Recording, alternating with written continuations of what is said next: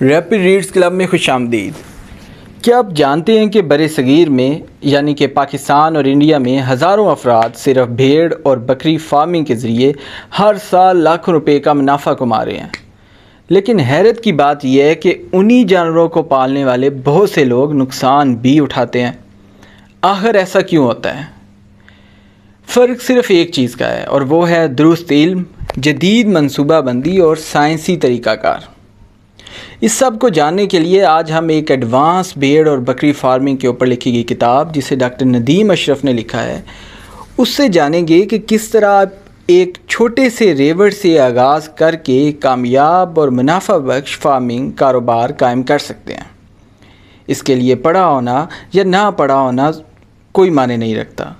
ہم نسلوں کے انتخاب، شیڈ کی تعمیر، خوراک، افزائش، نسل، بیماریوں سے بچاؤ اور مارکیٹنگ تک ہر اہم پہلو پر تفصیل سے بات کریں گے اس کتاب کی روشنی میں۔ تو آئیے آغاز کرتے ہیں۔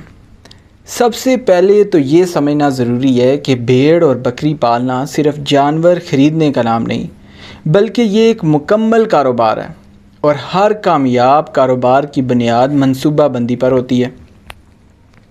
فارم شروع کرنے سے پہلے فیصلہ کریں کہ آپ کا مقصد کیا ہے۔ کیا آپ گوشت کی پیداوار چاہتے ہیں، دودھ کی پیداوار چاہتے ہیں، یا افزائش نسل چاہتے ہیں، یا قربانی کے جانور تیار کرنا چاہتے ہیں؟ جب مقصد واضح ہوگا تو آپ کا ہر اگلا فیصلہ درست سمت میں ہوگا۔ اس کے بعد سب سے اہم مرحلہ نسل کے انتخاب کا آتا ہے۔ ہر نسل کی اپنی خصوصیات ہوتی ہیں۔ کچھ نسلیں تیزی سے وزن بڑھاتی ہیں، کچھ زیادہ دودھ دیتی ہیں، جبکہ بعض سخت موسمی حالات کو بہتر انداز میں برداشت کرتی ہیں۔ پاکستان میں بکریوں کی مشہور نسلوں میں بیتل، کاموری، راجن پوری، ٹیڈی اور گلابی شامل ہیں، جبکہ بیڑوں میں لوہی، کاجلی، تھلی اور بالوچی نسلیں کافی مقبول ہیں، اور اسی طرح کی نسلیں انڈیا میں بھی پائی جاتی ہیں۔ جانور ہمیشہ صحت مند فارم سے خریدیں۔ خریداری کے وقت جانور کی آنکھیں چمکدار، جسم متوازن، سانس نارمل، جلد صاف اور ٹانگیں مضبوط ہونی چاہیے۔ بیمار یا کمزور جانور ابتدا ہی میں نقصان کا باعث بن سکتے ہیں۔ تو اب بات کرتے ہیں فارم کی جگہ اور شیڈ کی۔ بہت سے لوگ مہنگے شیڈ بنا لیتے ہیں لیکن بنیادی اصول بھول جاتے ہیں۔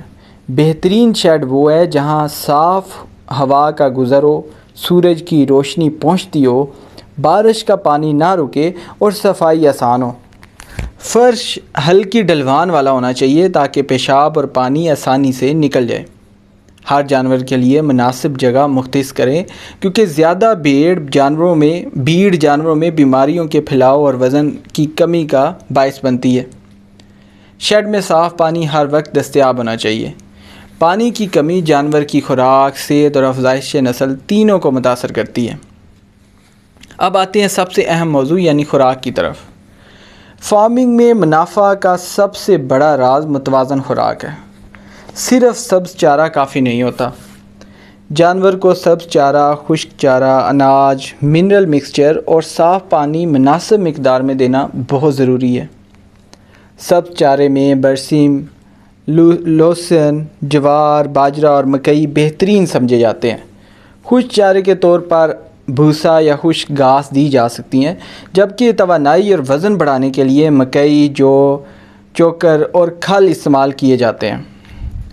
یاد رکھیں اچانک خوراک تبدیل نہ کریں کیونکہ اس سے نظام ہضم متاثر ہو سکتا ہے۔ نئی خوراک ہمیشہ آہستہ آہستہ متعارف کروائیں۔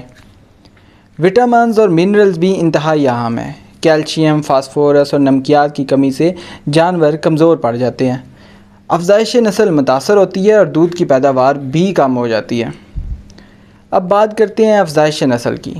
ایک کامیاب فارم کی ترقی کا انحصار صحت مند بچوں کی پیدائش پر ہوتا ہے۔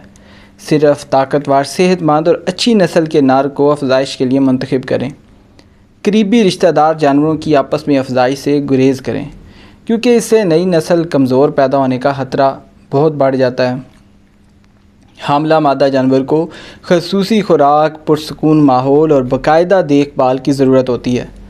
بچے کی پیدائش کے فوراً بعد اس کی ناک اور منہ صاف کریں اور کوشش کریں کہ وہ پہلے چند گھنٹوں میں ماں کا پہلا دودھ یعنی کولسٹرم ضرور پی لے، کیونکہ یہی دودھ اس کی ابتدائی قوت مدافعت اس کو فراہم کرتا ہے۔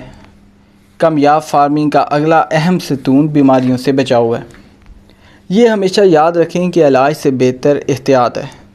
فارم کی صفائی، جراثیم کش ادویات کا استعمال، باقاعدہ ویکسینیشن، کیڑوں کی دوا اور نئے خریدے گئے جانوروں کو کچھ دن الگ رکھنا، یہ تمام اقدامات بڑے نقصانات سے بچاتے ہیں۔